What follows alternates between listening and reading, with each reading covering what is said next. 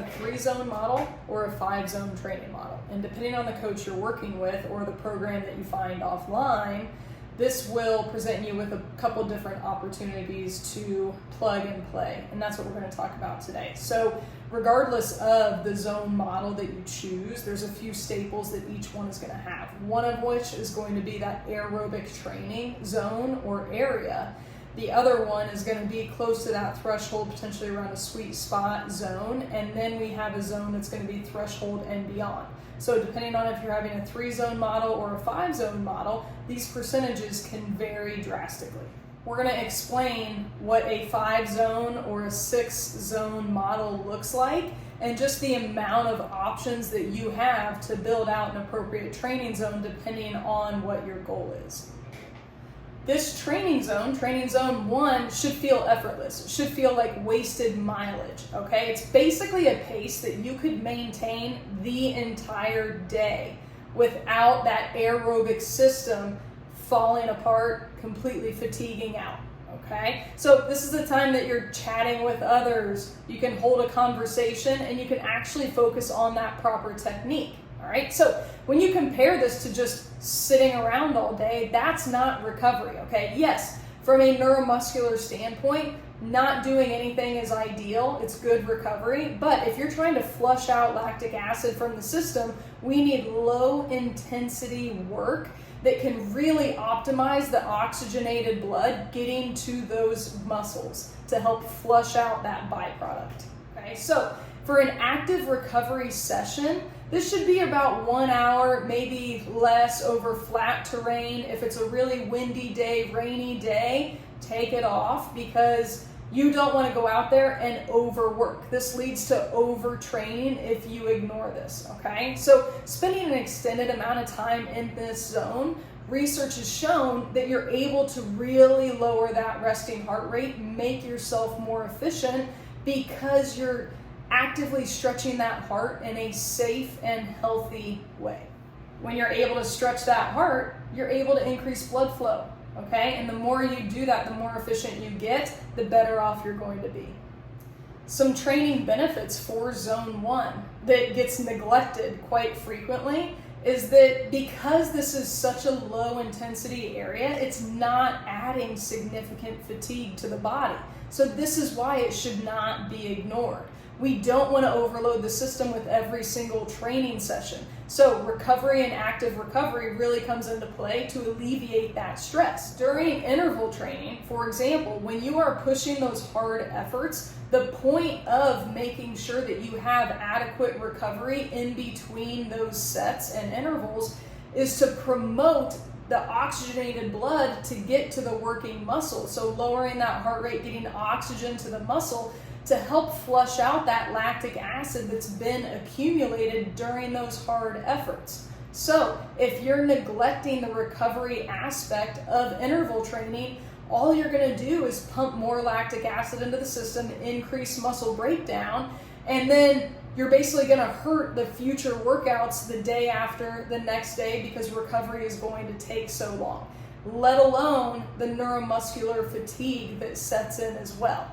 That leads to overtraining. Here are some examples of zone 1 training sessions, okay? And this can be a warm-up, cool down, recovery between intervals like what we talked about, or during those hard sessions. Short recovery sessions up to about 40 minutes, just entirely in that zone 1 range.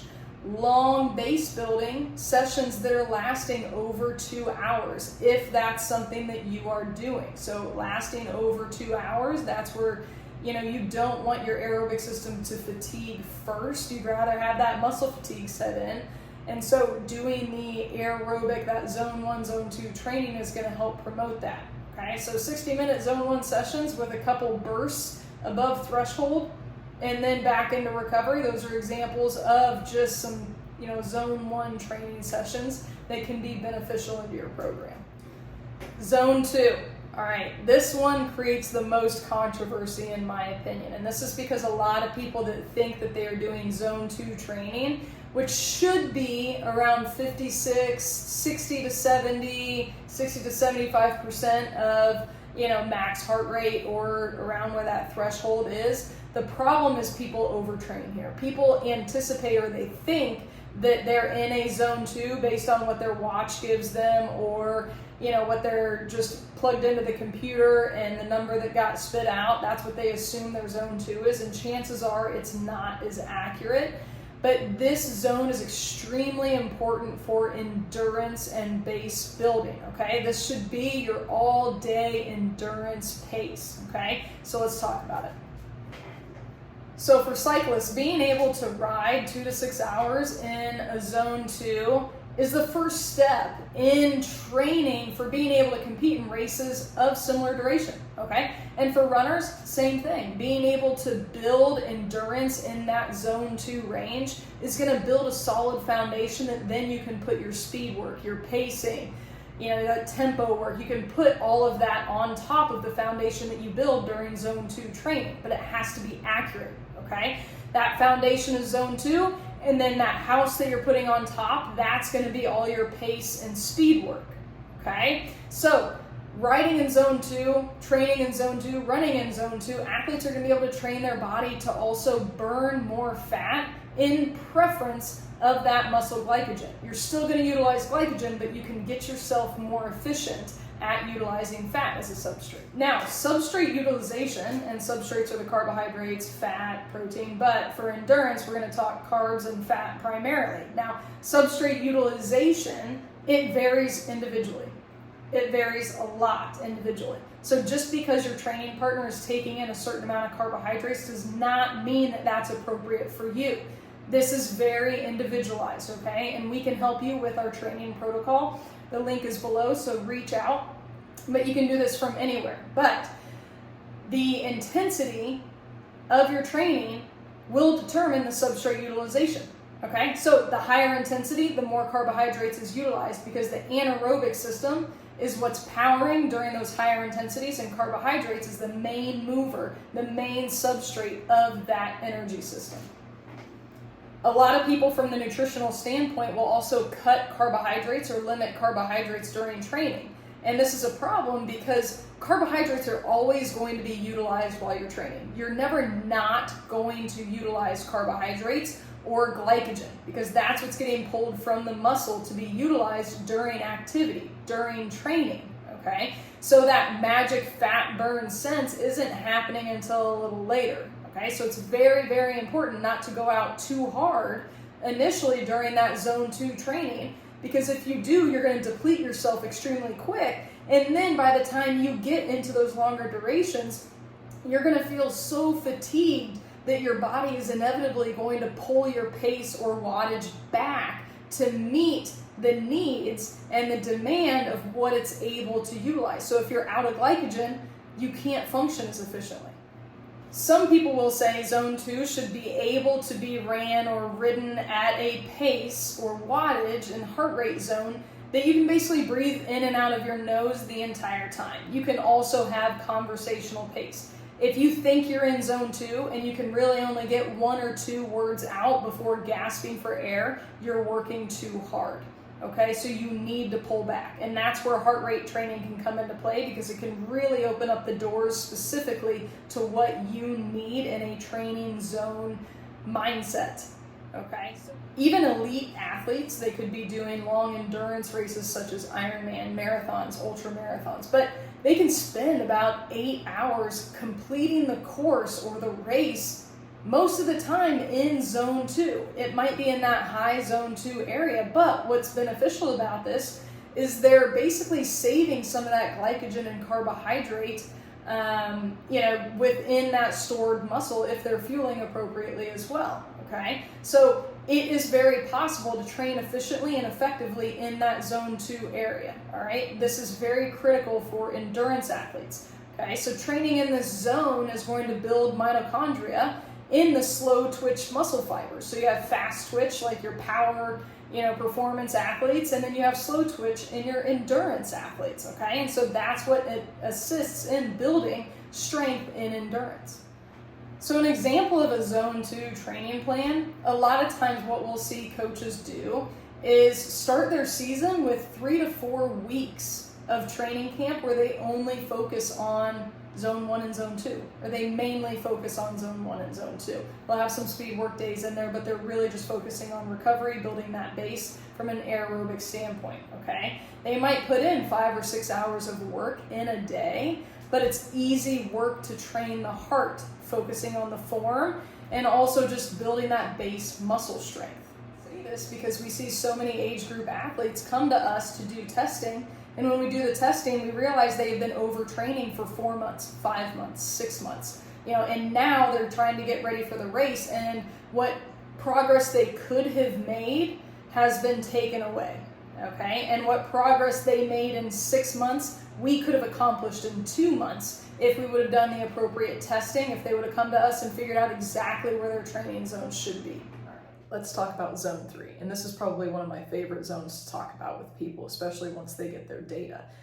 We have a nice graph that you get with your data that basically explains here's where zone 1 and 2 is. Here's zone 3, which a lot of people consider that sweet spot training. There's threshold and then beyond threshold. So, zone 3 is basically challenging enough that you can feel you're out of that comfort zone, but it's not so challenging that you can't sustain it.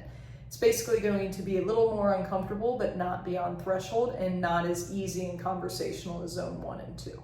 Zone 3 can be anywhere from about 75% all the way up to 90%. Of that effort, of that threshold range, heart rate range. Coaches will specify this and adjust this depending on the individual.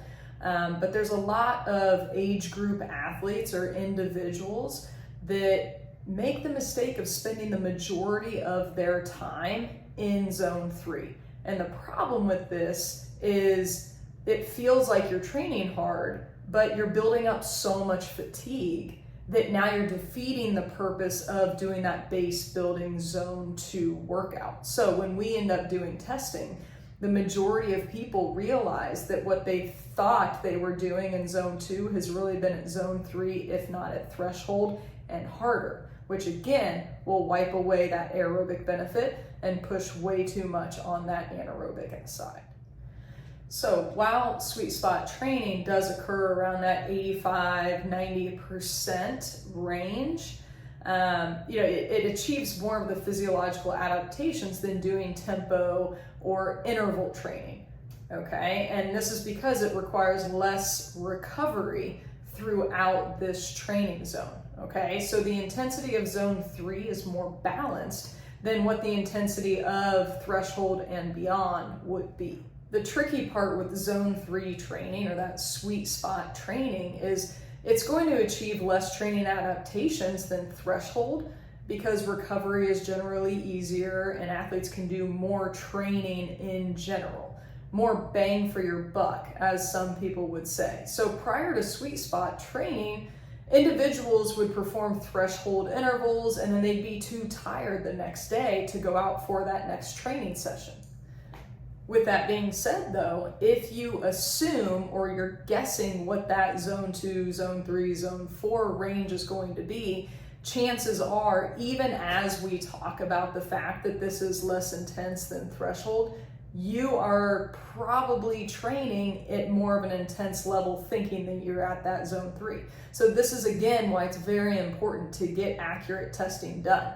In one of the graphs, and we'll post it, but in one of the graphs that you get with our testing, you're able to see exactly where the point, whether it's wattage, pace, heart rate, you're able to see exactly where that shift happens between that zone 2, that sweet spot training, and then threshold. So threshold does have a place, that zone 3 has a place in that sweet spot, and so does zone 2 and recovery. So as you can see, it's very important to be able to decipher between each training zone because each zone has a specific purpose.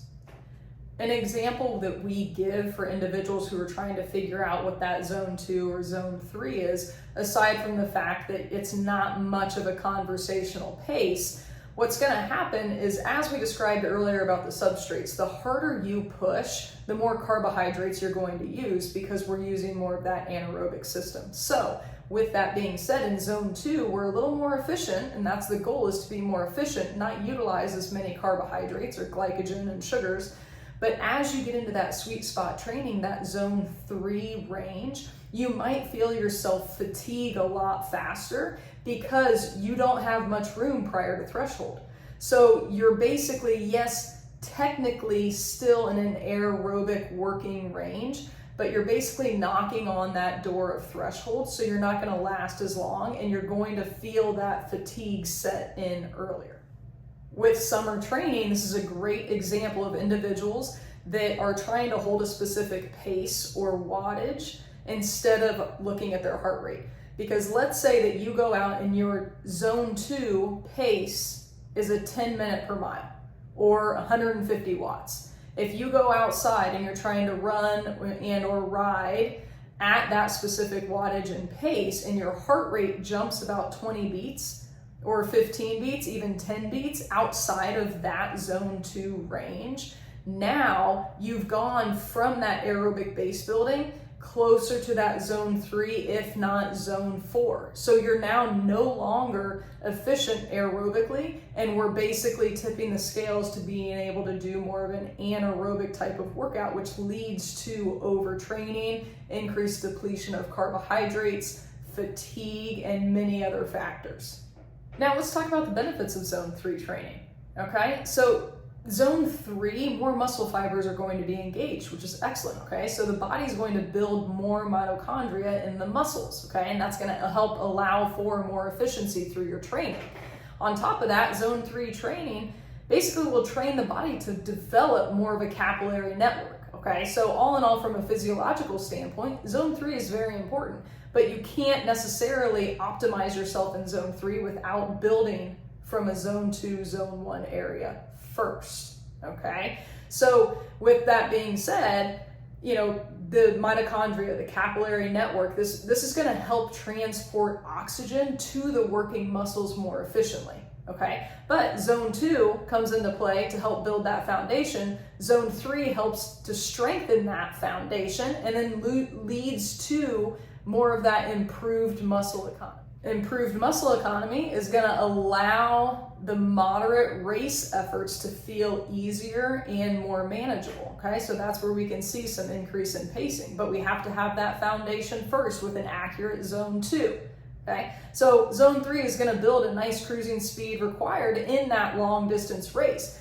And the more efficient that we can get by pairing an appropriate zone 2 and zone 3 workout together, and then we're going to get to threshold workouts next. But that zone 3, being in the tempo, being able to tap into more interval training, that's going to allow you to speed up. That's going to allow you to have a base and then tap on the strength to help improve your speed, to help improve, you know, your power and wattage in distances like a half marathon, half Ironman or triathlon distance, and even a full. But zone 4 specifically is threshold and beyond, and that's where we're going to keep it today to not get too complicated here. So this can be 95%, 104%, 105%, 120%. It can go as far as you want or you're able to have it go. Now the sustained effort can only be about 8 minutes to roughly 30 minutes, okay? Now, there have been individuals that can push this beyond 30 minutes, but they'll be on that closer side of threshold, where some people can only push 30 seconds, maybe 1 minute, and that's where they are doing their full all-out efforts, okay? So let's talk about threshold and overtraining. Zone 4, this threshold zone, it's at this point that most overtraining happens, okay? So people will tend to push themselves over the limit, to the limit, without giving their body enough time to recover. And we see this all the time. Some people do not realize they are at a threshold pace or wattage because they perceive it a little easier, but what they've been doing is overworking. So they may have only been training in zone 3 and zone 4 without even realizing it. And this happens when you don't have accuracy in testing metrics, if you don't have accuracy in setting your training zones. If you're not giving your body enough time to recover, then this is going to put a lot of stress not only on the muscular system, but on the neuromuscular system as well. Okay, so In zone 2 and zone 3, we talked about building that mitochondria in the muscle, and overtraining is basically going to kill that off. From the physiological perspective, anaerobic threshold, that zone 4 is the point after which lactic acid starts to build up so fast that the body cannot produce enough energy to maintain the intensity for that long. This is also where you are going to go into a severe depletion of carbohydrates because your body is just running through glycogen because that's what it needs. So if you've gone out there and you feel like you're trying to hit a specific pace, like what we talked about earlier, pace or wattage, and you just can't maintain it, the purpose is not because of your endurance. The reasoning is because you have potentially depleted so much glycogen from your system that your muscle just cannot activate. It cannot work. It doesn't have the energy to move because you have been overtraining. So zone 4 is going to teach the body how to tolerate lactate better. And again, you need a nice balance here. But the catch is that if you're a sprinter, so if you're doing 5K, 10K, if you're doing short distance races, the majority of your race is going to be done in zone 4. So it's going to be important for you to do a significant amount of training in zone 4. Now, if you're an endurance athlete, our main goal is going to be efficient while you're out there on that long race day, okay? You'll probably hit efforts in zone 4, like climbing the hill or the sprint, immediately at the end of the race, things like that. So you will hit zone 4, but it's important to build that base so that you can pull back if you need to and recover efficiently. The goal of zone 4, though, is to not run every interval at that full gas effort, okay, to complete exhaustion. Think of it as splitting a longer distance into smaller chunks and then adding the short recoveries in there. And that's going to help the body utilize that lactate as energy and fuel, okay? So an example would be taking a 5K and then breaking it into 5 1K efforts, okay? And that way you're going to be able to run every interval at a speed just slightly over, one that you would maintain for the full distance, all right? And then gradually you'll be able to train the body to hold it for longer. And that can be called a VO2 training session, a tempo kind of interval. So coaches will use that in different terminology. Now, keep in mind, that type of training is going to build a lot of fatigue, okay? So, personally, my advice would be to start adding zone 4 efforts only after you have spent a significant amount of time building that zone 2, zone 1 range, and then you're able to tap into some zone 3 work. You want your aerobic base to be able to handle about 60 minutes, maybe a little longer of effort in total. The reason we emphasize building that aerobic base is because if you're going out there and doing tempo and interval training in zone 4, zone 5, and you're pulling back for recovery purposes, if your aerobic base isn't built big enough, it's not going to be able to recover as efficiently. So again, what's going to happen is you think you're recovered, and when you go out on that next effort, chances are all you're doing is pumping even more lactic acid into the system. Now, what that does is that's muscle breakdown. It's going to limit fatigue. It's going to deplete the glycogen as well. All right, let's talk about zone 5. We'll go into zone 5 and zone 6 just briefly here. Zone 5 is truly that full gas, okay? Zone 6 is going to be just pure all-out efforts. But zone 5, some coaches will utilize this as a VO2 zone, okay? And we're basically at 120%, 110% of threshold.